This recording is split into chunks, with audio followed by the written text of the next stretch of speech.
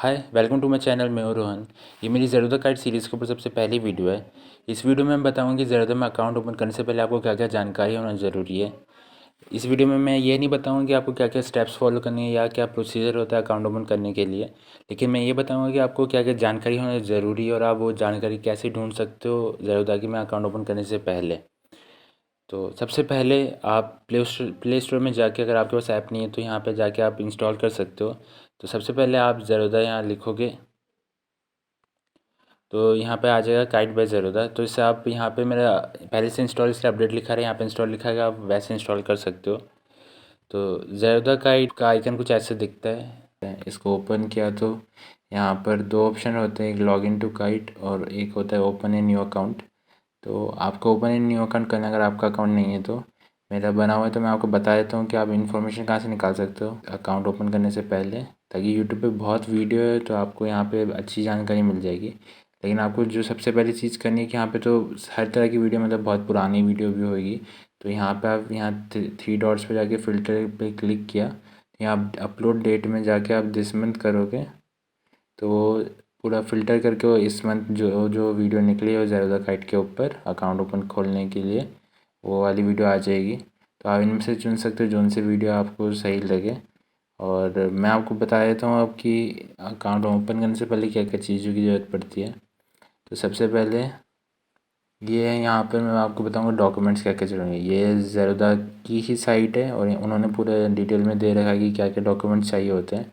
अगर आपको हिंदी में पढ़ना है तो आप यहाँ हिंदी में पढ़े दबाओगे तो पूरा हिंदी में चेंज हो जाएगा। तो यहाँ पे पहले मैं इंग्लिश में रखता हूँ इसे। तो सबसे पहली जो चीज़ है वो पैन कार्ड चाहिए होगा। उसके बाद आधार कार्ड, अगर ऑफलाइन कर रहे हो तो आधार कार्ड की ज़रूरत नहीं पड़ेगी, यहाँ पे लिखा हुआ है, मैं यही पढ़ के बता रहा हूँ पूरा। और उसके बाद मोबाइल नंबर जो आप यूज़ करोगे वो लिंक होना चाहिए आधार कार्ड से। वो सबसे पहली चीज़ मोबाइल नंबर ही मांगता है, तो उस चीज़ का ध्यान रखना। और उसके बाद यहाँ पे कैंसिल चेक और बैंक स्टेटमेंट चाहिए होगा, जो भी बैंक अकाउंट आप यूज़ करने वाले हो डीमैट अकाउंट के लिए। फिर चाहिए सिग्नेचर प्रूफ, सिग्नेचर प्रूफ का फ़ोटो खींच सकते हो, स्कैन करा सकते हो। फिर चाहिए होगा इनकम प्रूफ, इनकम प्रूफ के लिए ये यहाँ पे डॉक्यूमेंट्स दे रखे हैं, आप इनमें से कोई सा भी चूज़ कर सकते हो। और उसके बाद चार्जेस, जो चार्जेस होते हैं ज़ेरोधा के, मैं अब वो बता देता हूँ। तो ये ज़ेरोधा का ही पेज है, इन्होंने यहाँ बता रखा है कि अकाउंट ओपन करते समय कितना चार्जेस लगता है। तो जैसे कि आप देख सकते हैं ऑनलाइन अकाउंट और ऑफलाइन अकाउंट है। ऑफलाइन अकाउंट महंगा है, लगभग डबल ये पूरा ये तो। और उसके बाद यहाँ पे दो कॉलम है तो मैं इसको एक्सप्लेन कर देता हूँ। पहला है इक्विटी के ऊपर, दूसरा इक्विटी प्लस कमोडिटी। इक्विटी में क्या होता है, कंपनीज़ के स्टॉक्स आ जाते हैं और यहाँ पे और भी चीज़ें जैसे एफ और करेंसी भी है। एफ फ्यूचर एंड ऑप्शन है, अगर आप बिगिनर्स है तो भी इसकी ज़रूरत नहीं पड़ेगी आपको। तो सीखने के बाद इसमें कर सकते हो आप ट्रेड, लेकिन स्टार्टिंग में अगर सीखना है तो इक्विटी में काफ़ी होता है करना। मेरा एक्सपीरियंस मैंने इक्विटी से ही करा था पूरा ट्रेडिंग स्टार्टिंग में। तो उसके बाद करेंसी, करेंसी में तो पेयर्स होते हैं करेंसी के, जैसे इंडियन रुपी हो गया, यूएसडी डॉलर हो गया, यूरो हो गया, येन हो गया। तो वैसे पेयर्स हैं, उनमें भी ट्रेड कर सकते हो। तो उसके बाद यहाँ पे आता है इक्विटी प्लस कमोडिटी। कमोडिटी मतलब जैसे तेल, मेटल या गोल्ड, सिल्वर, वो सब कमोडिटी में आता है। उनमें अगर ट्रेड करनी हो तो उसके लिए अलग से 100 रुपये, मतलब ये 200 रुपये में इक्विटी प्लस 100 रुपीज़ तो कमोडिटी का, तो ओवरऑल यहाँ पे 300 हो जाता है। तो फिर होता है account maintenance charge. Account maintenance charge आपको डीमैट अकाउंट के लिए लगता है, ये ट्रेडिंग अकाउंट और कमोडिटी अकाउंट के लिए नहीं लगता। ये होता है 300 रुपये प्लस जीएसटी। ये हर साल के हिसाब से होता है, मतलब 300 रुपये प्लस जीएसटी पर ईयर लगेगा। और फिर कॉर्पोरेट्स के लिए 1000 प्लस जीएसटी, और ये I L F S demat के लिए 400 प्लस जीएसटी। और ये 4 भागों में डिवाइड होता है, मतलब यहाँ पे लिखा हुआ है कि वो लोग जो भी चार्ज है उसको 4 भाग में डिवाइड करेंगे और हर 3 महीने में आपके ट्रेडिंग अकाउंट से उसे काट लेंगे। तो ये होता ही ये अकाउंट ओपनिंग के बाद के चार्जेस हो गए। उसके बाद जो चार्जेस है वो ब्रोकरेज और टैक्स के चार्जेस होते हैं। तो ये अकाउंट ओपन होने के बाद है, अकाउंट ओपनिंग के उतने ही चार्जेस थे। और प्रोसेस सिंपल ही है, तो ज़्यादा टाइम लगता है। सारी इन्फॉर्मेशन है सही दी तो थोड़ी देर में कंप्लीट हो जाता है। फिर वेरिफिकेशन के लिए वो वहाँ से वेरिफिकेशन आता है तो वो एक कोड देंगे आपको, वो होने के बाद कंप्लीट आप यूज़ कर सकते हो फिर इस प्लेटफॉर्म को। और जो अब अकाउंट ओपन होने के बाद जो चार्जेस है वो ये हैं, यहाँ पे लिखा हुआ है फ्री इक्विटी डिलीवरी। अब डिलीवरी मतलब होता है कि अगर आप कोई भी स्टॉक को एक दिन से ज़्यादा के लिए होल्ड कर रहे हो, जैसे कोई सा भी आपने लिया, ख़रीदा आपने एक दिन में, उसको बस एक दिन से ज़्यादा अगर आपने अपने अकाउंट में रखा है तो वो होल्डिंग में काउंट हो जाएगा। तो ये डिलीवरी में काउंट होता है। तो यहाँ डिलीवरी में लिखा है कि ज़ीरो ब्रोकरेज, मतलब आपको ब्रोकरेज नहीं लगेगा, जो भी एक्स्ट्रा चार्जेस है जैसे टैक्स वाले वो लगेंगे। ये रहे टैक्स के चार्जेस यहाँ लिखा हुआ है इन्होंने ब्रोकरेज के साथ। ये रहे बाकी जो भी टैक्स लगते हैं उनका, तो यहाँ पे डिटेल में है उनका पूरा एक्सप्लेनेशन अगर आपको पढ़ना हो तो। लेकिन यहाँ पे जो चार्ज है कैलकुलेट नहीं किया इन्होंने, वो एक है ये डीपी चार्ज। ये चार्ज है मतलब हमेशा ये लगता है 13.5 लगता है प्लस 18% जीएसटी, तो मतलब लगभग 15 रुपये कुछ लग जाता है। तो ये है कि मतलब आपको हमेशा 15 रुपये कटेंगे, तो ब्रोकरेज चीज़ें का ये है कि बाकी सब टैक्स के बाद ये एक एक्स्ट्रा चार्ज लगता है।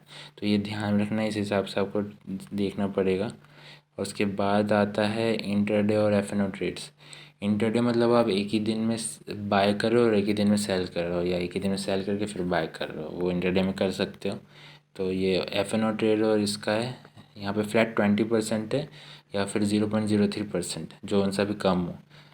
तो ये है, अगर आपको खुद कैलकुलेट करना है तो उसके लिए ब्रोकरेज कैलकुलेटर मैं अभी थोड़ी देर में दिखाऊंगा उसको। और ये है म्यूचुअल फ़ंड के लिए, मैंने यूज़ नहीं किया तो मैं इसका ज़्यादा बता नहीं सकता हूँ।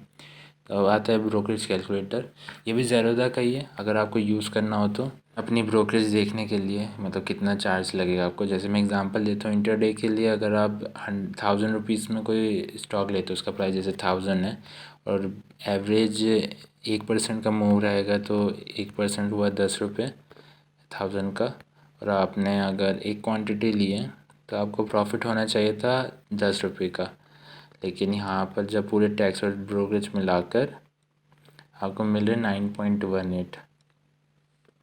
तो ये जब अब जैसे अब वहाँ पे लिखा था फ्लैट 20 रुपीज़ या 0.03%, तो यहाँ पे 0.03% सस्ता मतलब कम है 20 से, इसलिए 0.6 का ब्रोकरेज लगा।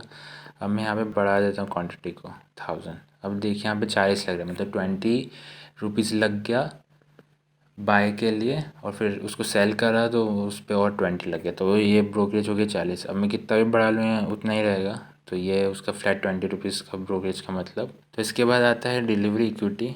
डिलीवरी इक्विटी में जैसे 1000 का प्राइस है, तो यहाँ पे तो आप कितना भी ले सकते हो, तो यहाँ 100 ही रखता हूँ। और आपने 4 क्वान्टिटी ले रखी है, तो यहाँ पे सब टैक्स ब्रोकरेज यहाँ पे 0 है, सब टैक्स और चार्जेस के बाद यहाँ पर आपको 391.05 का हुआ। यहाँ पे भी डीपी चार्जेस कैलकुलेट नहीं है, तो इसमें -15 रुपीज़ और कर दो, तो उतना मिलेगा आपको पूरा प्रॉफिट जो हुआ।